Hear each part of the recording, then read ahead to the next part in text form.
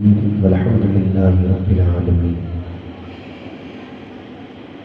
شہنشین فضل و فروغ علماء اہل سنت، مداحان پیغمبر، نقیب اجلاس، میرے روبرو تشریف فرما عاشقان اہل بیت اطہار، السلام علیکم ورحمۃ اللہ۔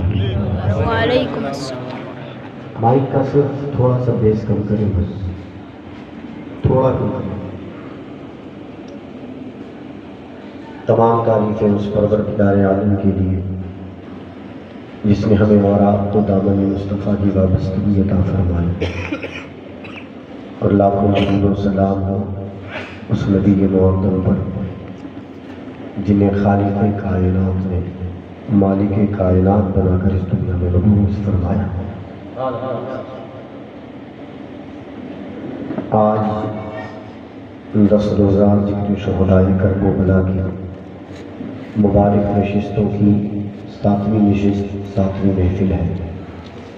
اللہ تبارک و تعالی ہماری گزشتہ راتوں میں کی جانے والی گفتگو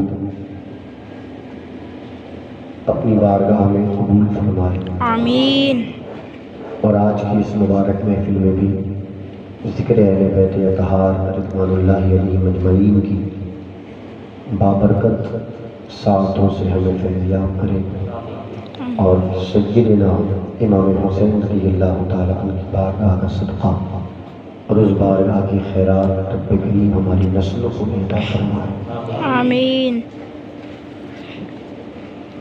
آئے سب سے پہلے اس نبی برحق کی بارگاہ میں درود پاک کا نذرانہ پیش کریں۔ اللہم صلی اللہ سیدنا مولانا جن کی شان یہ ہے کہ دور و نزدیک کے سننے والے کو کان لعلی کرامت پہ لاکھوں سلام۔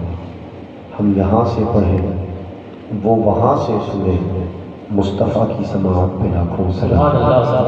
اللہم صلی علی سیدنا مولانا صلی اللہ علیہ وسلم، الصلاۃ والسلام علیکہ یا رسول اللہ صلی اللہ مولانا محمد کرم الصلاۃ والسلام علیکہ یا رسول اللہ صلی اللہ علیہ صلی اللہ تعالیٰ علیہ وسلم۔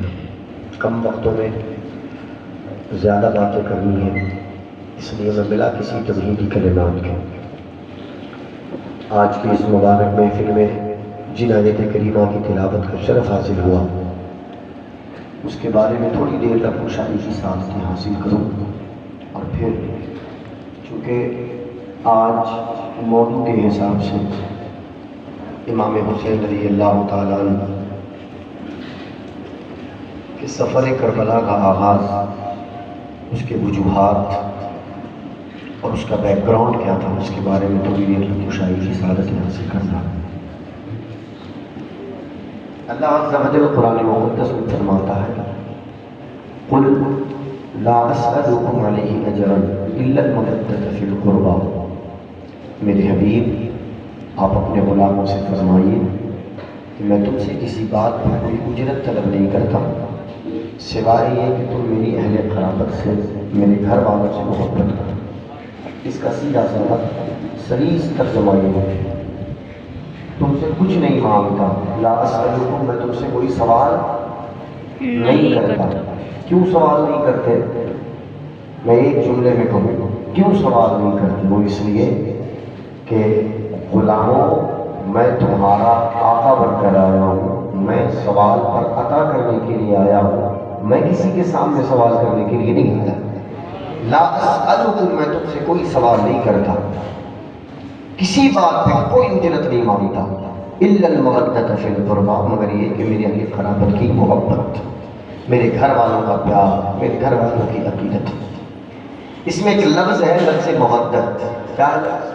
مودت آپ سنتے رہتے ہیں، اور محبت بھی عربی لفظ ہے۔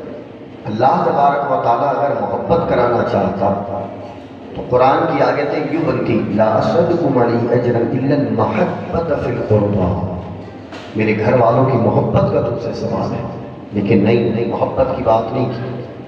اللہ تبارک و تعالیٰ نے قرآن مقدس کی اس آیت کریمہ میں لفظ محبت سے ہٹ کر لفظ مودت کا استعمال فرمایا۔ کیا فرمایا؟ لفظ محبت، مودت کا۔ آپ سمجھنا ہے کہ مودت کہتے کس کو، اور مودت خاص کیا اہل بیت کے، کسی اور کے لیے نہیں۔ محبت سب کے لیے ہے، لیکن لفظ مودت کا استعمال اہل بیت کے لیے خاص فرمایا۔ بس ابھی مائک جہاں پر وہیں رہنے دیں، ماشاءاللہ، بس ایسے کریں۔ بس اس مودت کے بارے میں تھوڑی دیر گفتگو کر کے آگے بڑھوں گا۔ الا المودۃ فی القربى، تم سے مودت چاہیے، کس کے لیے؟ اہل بیت کے لیے۔ اور پھر ہمیں سمجھنا ہے کہ مودت کہتے کس کو ہے اور محبت کس کو کہتے۔ جب دونوں الگ الگ لفظ ہیں تو پھر دونوں کا معنی بھی الگ ہوگا، دونوں کا مفہوم بھی الگ ہوگا، دونوں کے ترجمے میں بھی تھوڑی نزاکت ہوگی، اور دونوں کے سمجھنے میں بھی تھوڑی سی عقل کو، تھوڑے سی دل کی گہرائیوں سے سوچنا ہوگا۔ تو آخر محبت اور مودت میں فرق کیا ہے؟ مثالوں سے سمجھنے کی کوشش کرتے ہیں کہ ہمارے اور آپ کے یہاں یہ رواج، یہ کلچر، یہ ہمارے معاشرے اور سوسائٹی کی باتیں ہیں۔ اگر آپ کی مسجد میں اگر مؤذن نے اچھی اذان دی، توجہ رکھیے، مؤذن نے اچھی اذان دی، اس کا لہن آپ کو پسند آیا، اس کا انداز پسند آیا، آپ اس سے محبت کرنے لگتے ہیں۔ لوگ پوچھتے ہیں کیوں، تو آپ کا جواب ہوتا ہے کہ اس کے انداز کا لہجہ بڑا پیارا ہے۔ کسی امام کی قرات بڑی اچھی ہوئی، مقتدی ان کے پیچھے جب نماز پڑھے تو تلاوت کلام مجید کے مسحور کن انداز سے ان کا دل نماز میں زیادہ لگے تو وہ امام سے محبت کرنے لگتے ہیں۔ ہم پوچھتے ہیں کہ کیوں، تو ان کا جواب ہوتا ہے کہ امام صاحب کی قرات بڑی پیاری ہے۔